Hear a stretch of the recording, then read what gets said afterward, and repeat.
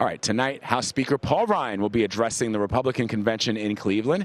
Ryan, of course, the party's 2012 vice presidential nominee, has struggled to fully get behind Donald Trump as the party's nominee. So still here with me is CBS News senior political editor Steve Chaggaris, and joining us now is Kevin Sheridan. He's the founder of the Sheridan Media Group and a former vice president communications director of the Romney-Ryan 2012 campaign. Thanks for being with us. Thank you. What are we expecting to hear from Speaker Ryan today? So I think you'll hear Speaker Ryan really give the indictment of the last 8 years of progressive failed policies. And that's what he's best at, and that's really his wheelhouse. And he's also going to talk about the importance of needing to keep the Senate and the House in Republican hands, obviously. So you're going to hear a little bit of a different message from him than you would from Donald Trump, obviously, because Donald Trump is not Paul Ryan's first choice. But he's a team player, and he's trying to bring the party together. And he's also going to talk about the need at this time when the country is as divided as it is to bring together, he's going to call for unity, not just for the party, but for the entire country. Steve?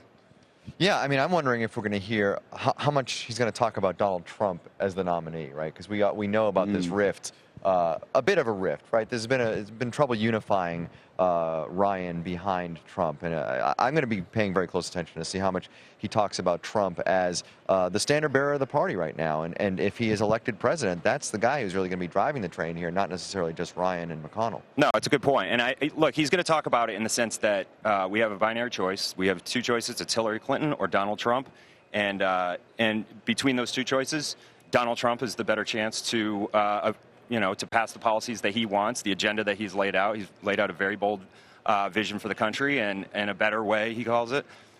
So he's had those discussions with Donald Trump now, and he believes that he can actually get some of those things enacted now that Mike Pence is on board, an ally of his in the House.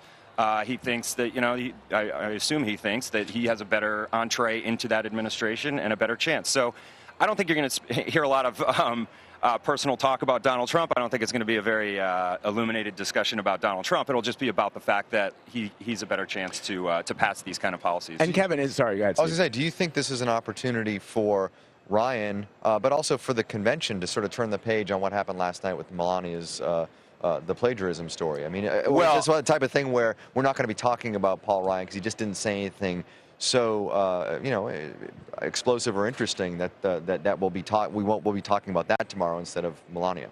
Well, no, I don't expect any explosive stuff to come out of the first that 9 o'clock. Full-throated endorsement of Trump. Yeah.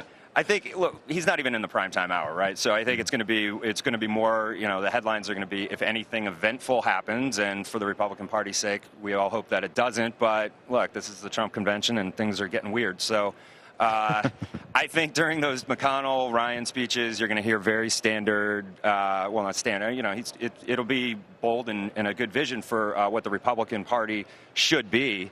But we are where we are, and this is Trump's convention. Kevin, let me ask you something that you were talking about earlier.